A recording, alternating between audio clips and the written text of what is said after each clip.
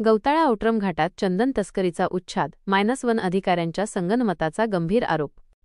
चाळीसगाव प्रतिनिधी. गौताळा औट्रम घाट अभयारण्य, पाटणादेवी विभाग, तालुका चाळीसगाव, जिल्हा जळगाव येथे चंदन तस्करीचे प्रमाण दिवसेंदिवस वाढत असून संबंधित क्षेत्रीय वन अधिकारी व कर्मचारी यांच्या संगनमतानेच ही तस्करी होत असल्याचा गंभीर आरोप समोर आला आहे.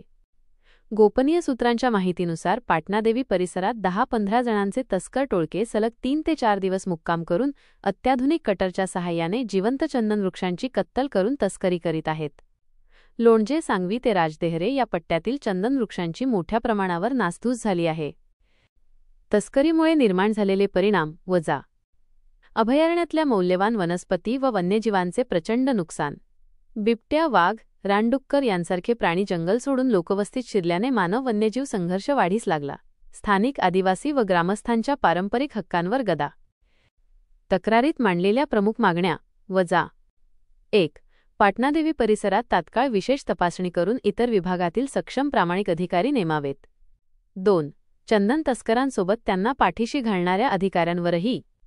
वन्यजीव संरक्षण अधिनियम 1972, भारतीय वन अधिनियम 1927, पर्यावरण संरक्षण अधिनियम 1986, महाराष्ट्र वृक्षतोड नियमन अधिनियम 1964, भारतीय दंडसंहिता कलम 379, 120B, 409 या अंतर्गत कठोर फौजदारी गुन्हे दाखल करावेत. 3. दोषी अधिकारी व कर्मचारी यांच्यावर निलंबन व विभागीय चौकशी तातडीने राबवावी.